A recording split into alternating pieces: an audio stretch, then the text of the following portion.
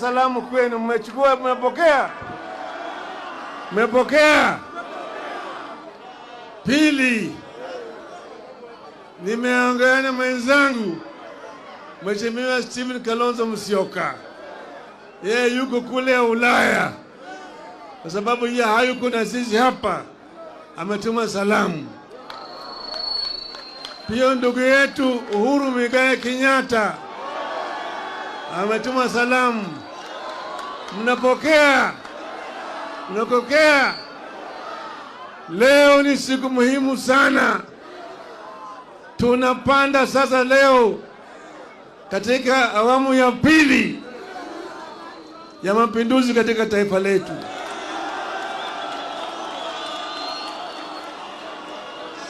Kwa hivyo nataka mniruhusu kwanza niongee na dunia mzima, nieleze sababu gani nataka kufanya. Unakubali?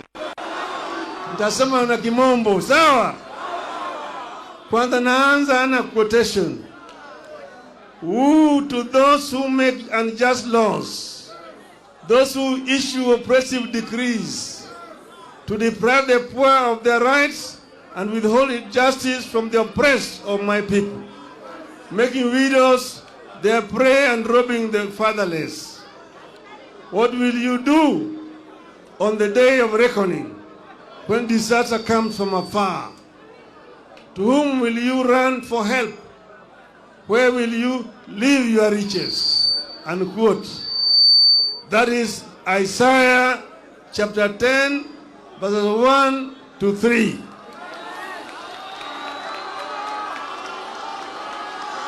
Mr. William Ruto used to love this verse.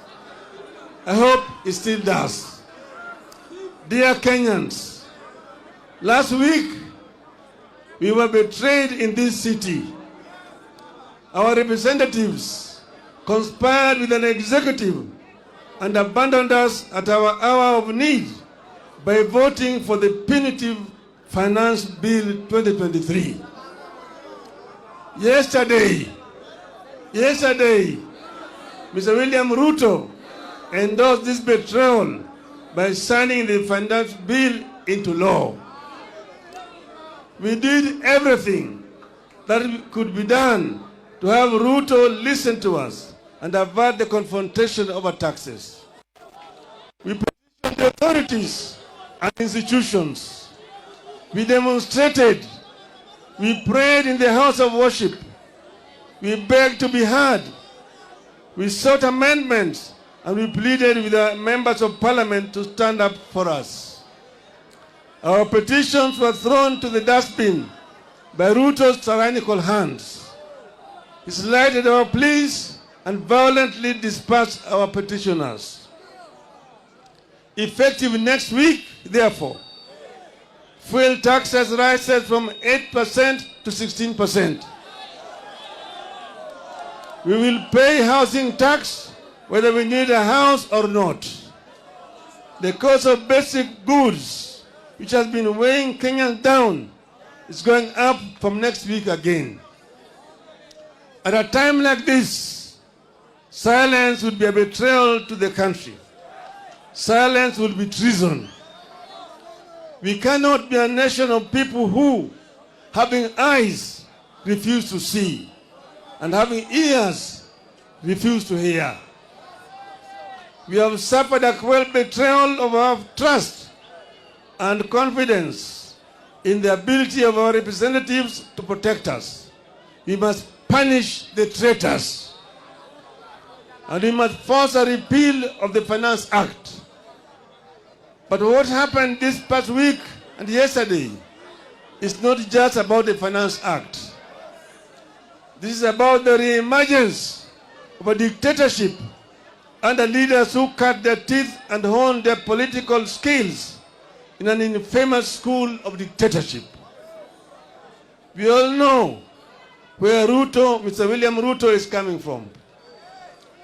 We all know where Rigathi Gachagua is coming from. In the run-up to the vote on the bill, more than 90% of Kenyans rejected it.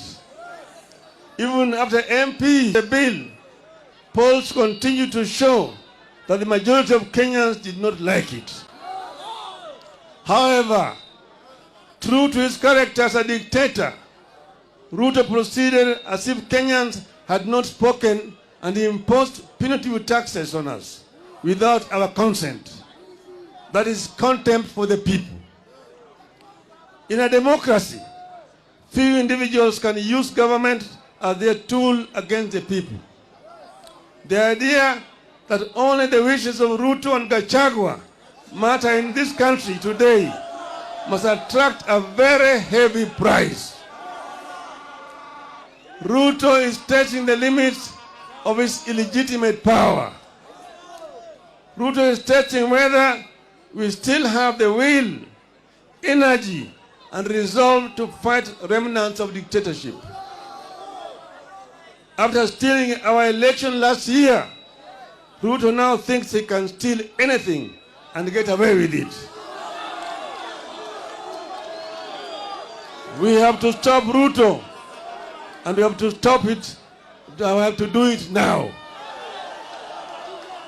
We must tell Ruto in no uncertain terms that he has stolen enough for the owners to notice, and he has known for stealing the wishes of the people. This gathering must provide an unmistakable response to Ruto and those who think like him, that we are willing and ready to do whatever it takes to roll back dictatorship. This gathering must make it clear to Ruto pay a heavy price for their unfortunate experiments. You have some bad news from Mr. Ruto. The betrayal in the city has seeped into every village in Kenya. It has united Kenyans better than any government ever would. While the betrayal has shattered our faith in government and parliament, it has strengthened our faith in ourselves and our power. Consequently, Ruto and all those who think like him are going to learn the painful way never to mess with the people's food, fuel, and freedom.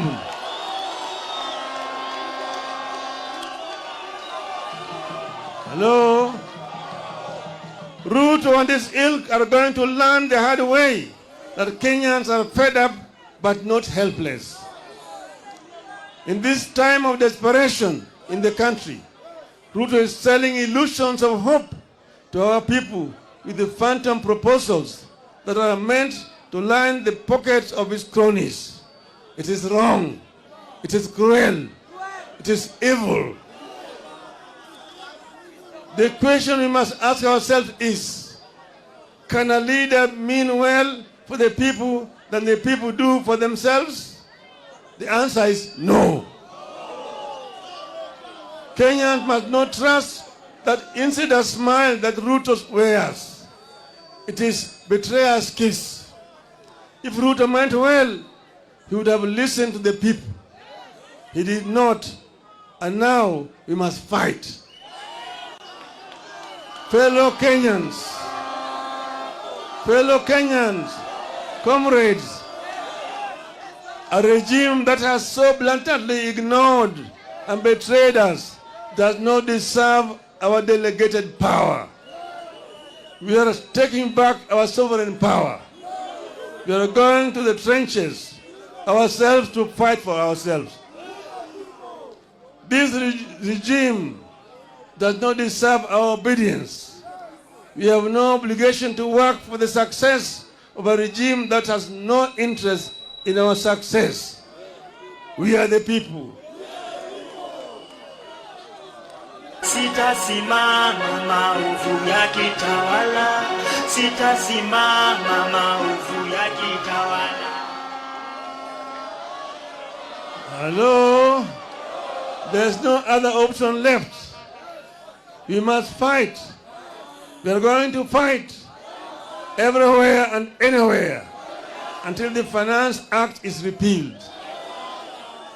We will adopt a series of acts of civil disobedience to force this regime to recognize that we, the people, are supreme. Through civil disobedience, we will deny Ruto the taxes he thinks he can extort from us by force.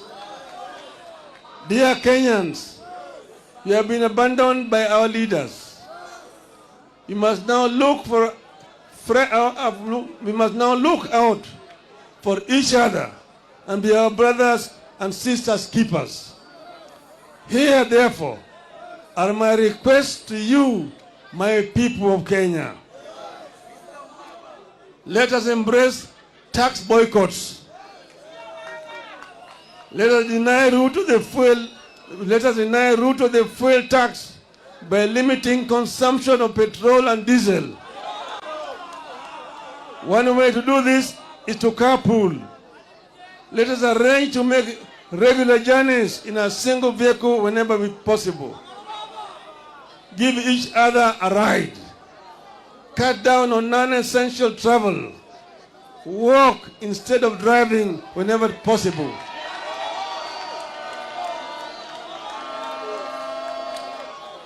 I appeal to all employers to allow their workers time to walk to and from work.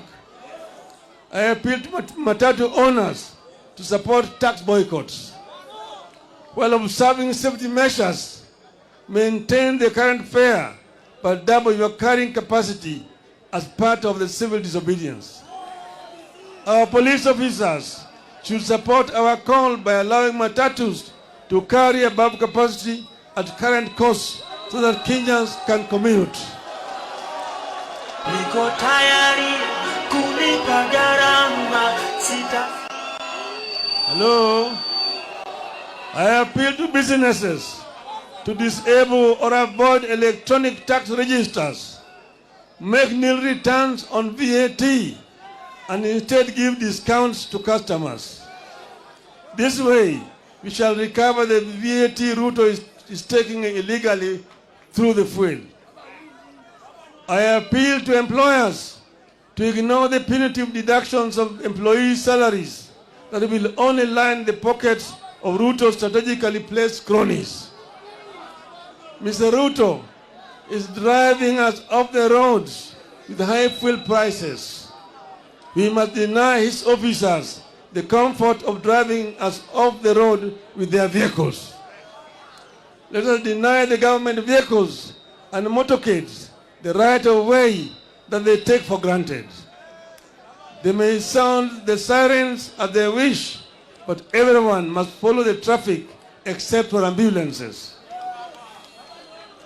Dear Kenyans, I'm coming. We know the men and women who visit this unjust law on us. Punish the traitors. Let us name, shame, follow, and isolate the traitors at every turn. Let us picket their public and private offices and their homes until they join the call to have the Finance Act repealed. Today, and with absolute respect and humility, I'm reaching out to the online community in the country and diaspora, the famous Kenyans on Twitter, the content creators and the TikTokers. I have a request to you. Let us gather and share information about the traitors, their Twitter and other social media accounts, telephone numbers, and email addresses, and use this to show the oppressors that power belongs to us, the people. Finally,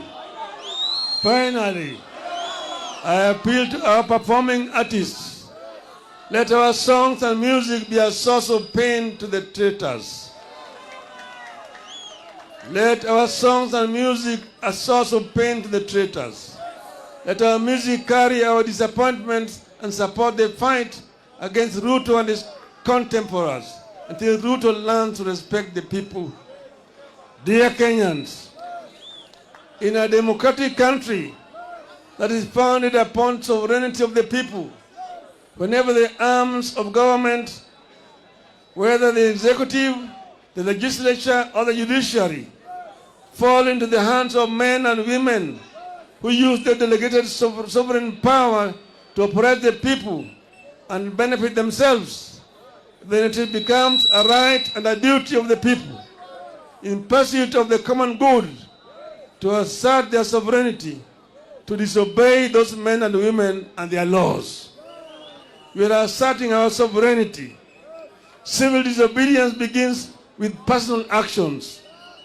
We begin today, and we will continue progressively, discreetly and publicly, culminating in the official start of massive countrywide demonstrations.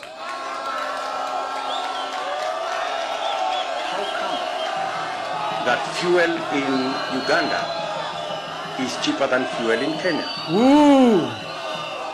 To those who make unjust laws, to those issue oppressive decrees, let us get to work. Let us get to work. Tuanze kazi. Tuanze kazi. Tumesema hao watu wamesaliti jamii ya Kenya. Umma ya Kenya imesalitiwa na Bwana Ruto na wenzake, lakini Bwana Gachetha. Tumesema tulikuwa hapa Kamukunji grounds, tukaambia nyinyi tumeanza safari ya kilomita 1000. Unaanza na hatua ya kwanza. Tumeonya hao watu, tumeliwaambia punda imechoka, tuliwaambia chumba imechoka, wamekataa, wamezidi kuweka mzigo juu ya punda. Sasa punda itawapiga teke, punda itapiga teke. Sasa tumesema Wakenya wametoka mbali. Mzungu walijaribu, lakini Wakenya wakale walisimama imara, wakamwambia mzungu, patia mbali, tutarudi Ulaya. Mzungu alirudi Ulaya. Ikaja serikali ya dhuluma. Bili serikali ilikuja hapa yafuata Nyayo na kadhalika. Tukasema hata wewe utatoka. Nyayo walienda, sivyo? Kama wale walienda, wewe ni nani? Wewe ni nani? Sisi hatuwezi kutishwa na watu wachache. Hatuwezi kutishwa na watu wachache ambaye waliiba kura zetu. Tunajua vile waliiba kura zetu. Tukawaambia Wakenya wanataka namna hii na wao hawaelewi. Sasa imefika kiwango wakati wanatakana Wakenya wasimame imara, waonyesha watu ya kwamba Wakenya si punda zao. Wakenya wanaweza kuleta mabadiliko. Tumesema kwa kimombo hapa, tunatoa ile uwezo ambaye sisi kama wananchi tuliwapatia hawa watu. Hiyo uwezo inarudi kwa mkono ya wananchi. Wewe ni mwananchi. We are the people. Semani, we are the people. We are the people. We are the people. Inua mkono, we are the people.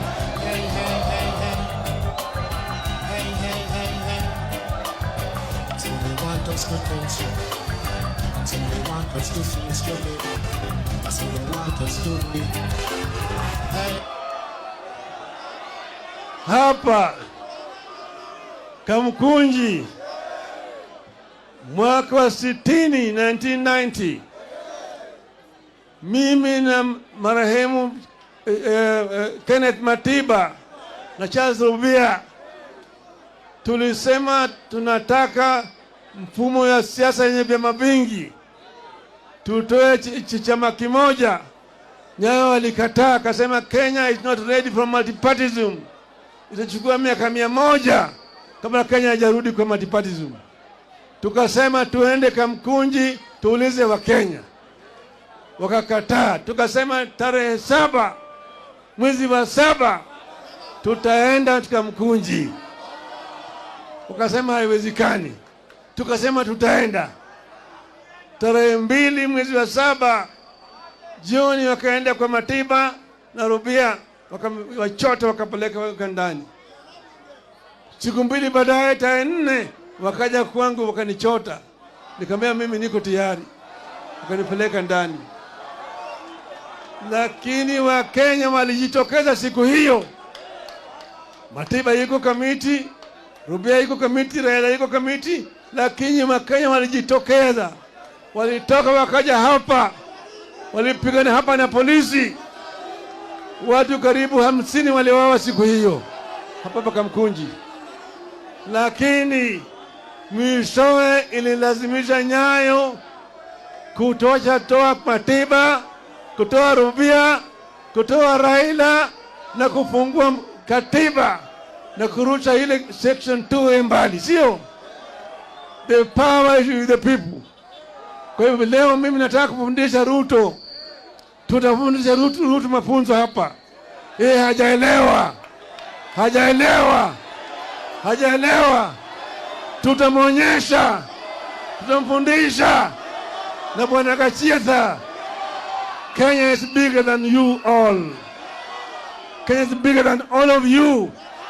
Mimi nataka ni nyinyi muine mkono. Mimi mzalendo wa Kenya, na hapa kwamba niko tayari kutoka na kuandamana ili uhuru ikuje, gharama maisha irudi chini, usuru bandia itolewe. Mwenyezi Mungu nisaidie. Niko tayari kulipa gharama, sitasimama maovu ya kitawala, sitasimama maovu ya kitawala. Ufisadi, ubinafsi, ukabila, kuuza sura, wataki kuuza sera.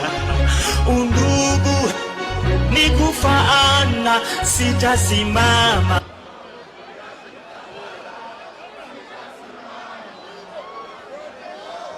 Hello? Niko tayari. Hello?